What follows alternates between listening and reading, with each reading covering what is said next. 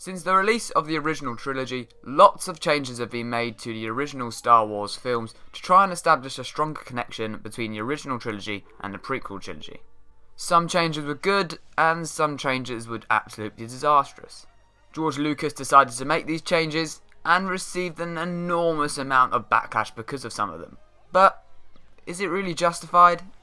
So today, I picked 6 changes from the original trilogy films that have changed in the various re-releases of the original trilogy up to this point. Firstly, there is the most controversial change of all.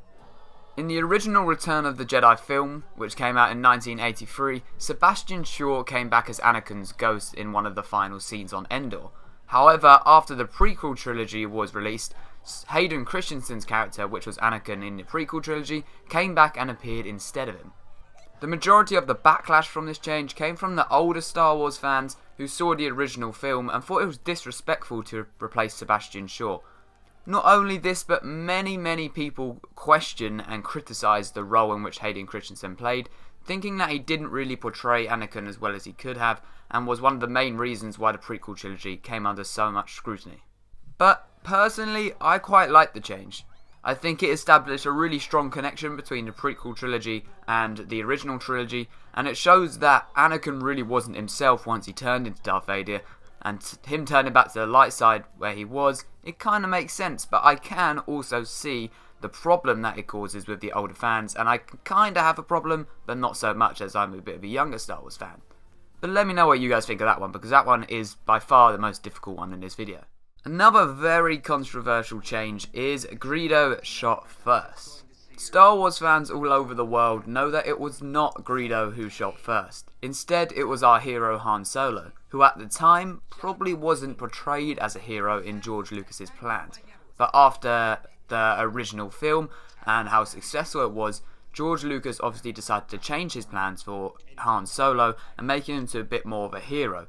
So when the re-releases were released, he decided to change Han Solo so that it shows Greedo shooting first and Han shooting him after he's shot. But in the original 1976 script, it clearly states that it's in fact Han that shoots first. I can kinda see why George Lucas wanted to make the change, because Han becomes one of the biggest heroes of the rebellion in Empire Strikes Back and Return of the Jedi, so he didn't want his future hero to be as bad as he first made out. But the scene just looks so much worse when Greedo shoots first. It looks so forced and it looks so fake, and honestly I think this is one of the worst changes that was made by George Lucas. Now this change is one that many of you may not know actually happened, but after the prequel trilogy was released and Attack of the Clones, the second episode, George Lucas decided to change Boba Fett's voice in The Empire Strikes Back into the voice of Jango Fett from Attack of the Clones, which really didn't make that much sense. George Lucas obviously did this to try and establish a connection between the prequel trilogy in Attack of the Clones and the original trilogy in The Empire Strikes Back, but in my opinion it just doesn't work.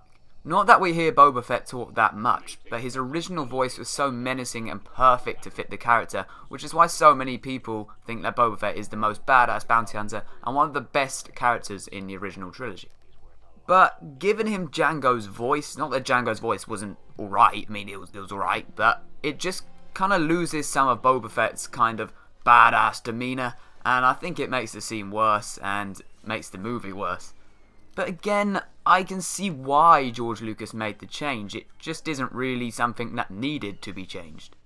Now this one has got to be my favourite change in all of them. This is one of the very few changes which I think is actually a good change by George Lucas, and I thank him for making it. In Star Wars A New Hope, there is an infamous scene of a Stormtrooper hitting their head on a door as it goes up, and instead of removing this in the re-releases, George Lucas decided, you know what, let's add a bit of comical value into this, and he decided to emphasise the sound effects even more to add more comical effect, and I think that's amazing. A lot of these changes George Lucas has made mistakes, so he's tried to go back and change them, but this mistake he's done completely the opposite, and he's gone and emphasised it even further, which this is what we want to see instead of trying to change the story as a whole and the other changes. And I believe very little people have that much problem with this change, because Stormtroopers are so stupid. Not only can they not shoot for their life, but it just kind of promotes them as this clumsy, rubbish soldiers, which they are, I guess. Now I don't really have a lot to say about this next one, But this next one is Luke's scream as he falls from Cloud City at the end of Empire Strikes Back.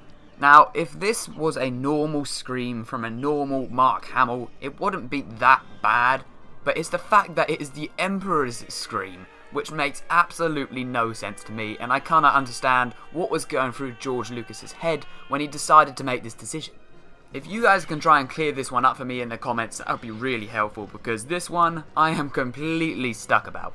And the final change I want to talk about is Darth Vader's no as he kills the Emperor at the end of Return of the Jedi.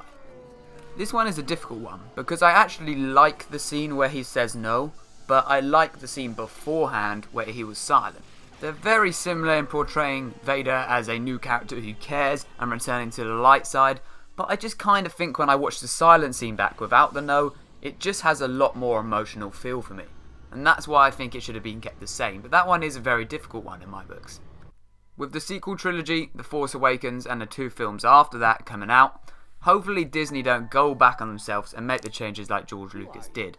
But that is all from this video, so if you have enjoyed, be sure to hit that like button, and let me know whether you like these sort of videos on the original trilogy. It's not something that I normally do. I normally just focus on Star Wars Rebels and Clone Wars and that sort of stuff, so let me know whether you like these sort of videos. That will help me out a lot. So be sure to smash that like button, have a very, very nice day, and may the Force be with you. Always.